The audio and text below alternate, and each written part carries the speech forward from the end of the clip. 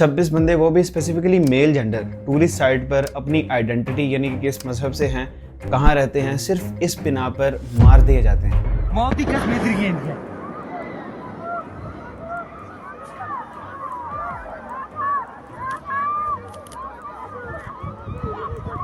और फिर टीआरएफ का इस इंसिडेंट को तस्लीम करना और फिर इंडिया का पाकिस्तान की तरफ टेररिज्म का इल्जाम डालना और फिर रिस्ट्रिक्शंस लगाना, वीजास कैंसिल करना और फिर इन्हें 72 घंटे के अंदर अंदर अल्टीमेटम दे देना, ना कोई सॉलिड प्रूफ और विदाउट इन्वेस्टिगेशन, सिर्फ इस ख्याल से कि टीआरएफ पाकिस्तान के अंडर है तो चलो उसका कसूरवार भी पाकिस्तान को ही बनाया जाए। तो मैं यहाँ पर यह भी बता दूं कि काफी अरसे से दोनों ममालिक के दरमियान कोई क्रॉस बाउंड्री टेररिज्म नहीं हो जिससे कोई भी सेंसिटिव इंसिडेंट होने का डर हो। और इवन अगर 2023 से 24 के टर्न्योवर में वाघा बॉर्डर की क्रॉसिंग देखी जाए तो वो करीब 70,000 से ज्यादा विजिटर्स की है। जब क्रॉसिंग इतनी है तो दोनों कंट्रीज की इकोनॉमी का कुछ % तो ये बॉर्डर बनाता ही है, लेकिन इसके बावजूद इसे क्यों बंद किया गया और हाई अलर्ट जारी कर दिया गया? लेकिन क्या हम इसे कोई पॉलिटिकल एक्टिविटी भी कह सकते हैं? Can do generation.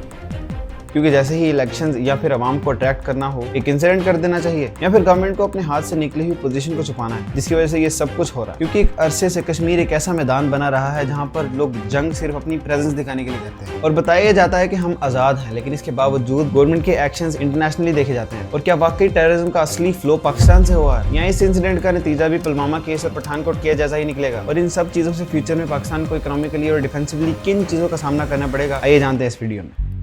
22 अप्रैल 2025 को इंडिया के जम्मू कश्मीर के डिस्ट्रिक्ट अनंतनाग में बेसरन वैली के अंदर 25 हिंदुओं को उनकी आइडेंटिटी की बेस पर कत्ल कर दिया जाता है और 17 के करीब लोग इस वाकये में जख्मी भी हुए हैं। अचानक 5 बंदे मिलिट्री यूनिफॉर्म पहने बेसरन वैली में एंटर हो जाते हैं और ये इलाका भी ऐसा है कि यहाँ पर कोई बाइक या गाड़ी लेकर जाना बहुत मुश्किल है। यानी 2 ही तरीके हैं जिससे यहाँ आया जा सकता है, या तो पैदल चलकर या तो घोड़े पर बैठकर। अब ये 5 बंदे मिलिट्री सूट्स पहने हुए, हाथों में राइफल लिए हुए, और इंडियन मीडिया के मुताबिक सिर्फ मेल जेंडर को ही निशाना बनाया गया। उनके साथ जितने भी फीमेल और बच्चे थे उनको साइड पे कर दिया गया और हर एक मर्द की शिनाख्त करने के बाद उसे मार दिया गया। वहां एक और शख्स सईद आदिल हुसैन शाह जो वहीं का रिहायशी था, उसने हिम्मत की कि किसी न किसी तरीके इस इंसिडेंट को रोका जा सके, लेकिन अफसोस कि उसे भी शहीद कर दिया गया। जब ये वाकया रिपोर्ट किया गया तो साथ ही इस इंसिडेंट की जिम्मेदारी द रेजिस्टेंट फ्रंट ने ले ली, जिसे हम टीआरएफ के नाम से जानते हैं, जो लश्कर तैयबा का एक ऑफशूट ग्रुप है और जिसको यूनाइटेड नेशंस तक ने टेररिस्ट ऑर्गेनाइजेशन का स्टेटस दे दिया। इंडिया के मुताबिक 2 फॉरेन टूरिस्ट भी इस इंसिडेंट में मारे गए हैं, जिसमें से एक नेपाल से था और दूसरा यूएई से। इसके अलावा इसमें इंडियन नेवी और इंटेलिजेंस के ब्यूरो ऑफिसर्स भी शामिल थे। और सबसे बड़े अफसोस की बात तो यह है कि इस हमले को पाकिस्तान की तरफ से किया गया दहशतगर्दाना हमला डिक्लेयर कर दिया गया। इस वाक़े से पहले भी इंडिया में बहुत सारे ऐसे इंसिडेंट हुए हैं, लेकिन हर बार पाकिस्तान ही क्यों? दोनों कंट्रीज के दरमियान एक अरसे से इख्तलाफात चलते हुए आ रहे हैं, चाहे वो पॉलिटिकल लेवल पर हो या डोमेस्टिक लेवल, लेकिन हर बार किसी भी अटैक को पाकिस्तान से किया गया प्लान्ड अटैक कह देना किसी भी लिहाज से जस्टिफाई नहीं करता। और वो क्यों नहीं करता, इसको समझने के लिए 2 चीजें समझना बहुत जरूरी है। पहला ये कि टीआरएफ क्या है और दूसरा ये कि इंडिया और पाकिस्तान का क्या कॉन्फ्लिक्ट है। तो सबसे पहले बात करते हैं टीआरएफ की। तो ये एक मिलिटेंट इंसर्जेंट ग्रुप है कश्मीर में, यानी कि वो लोग जो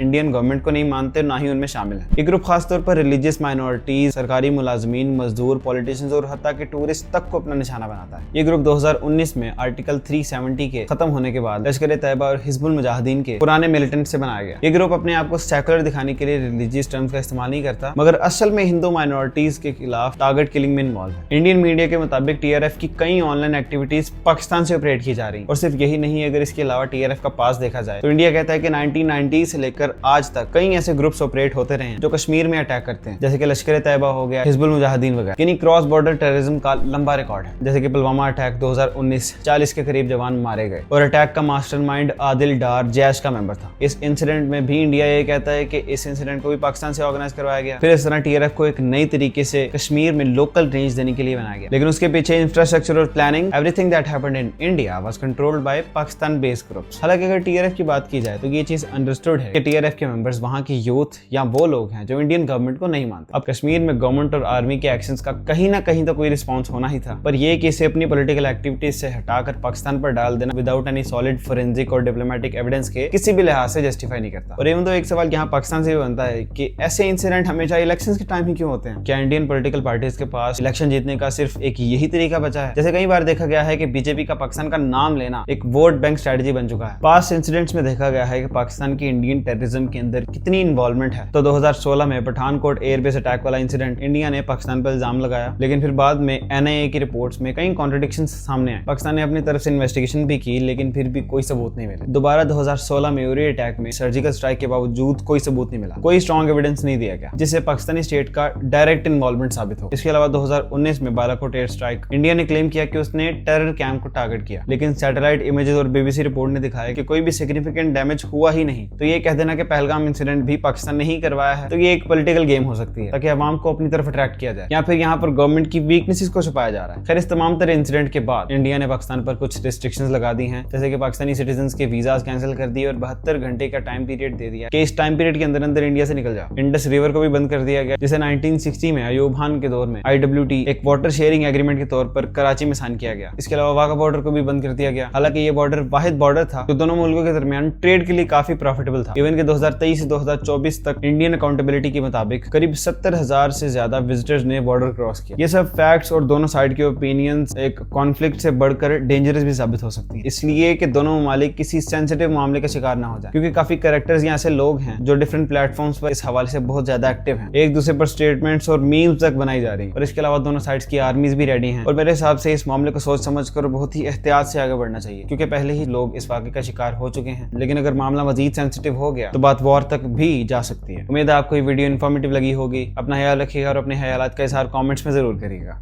थैंक यू।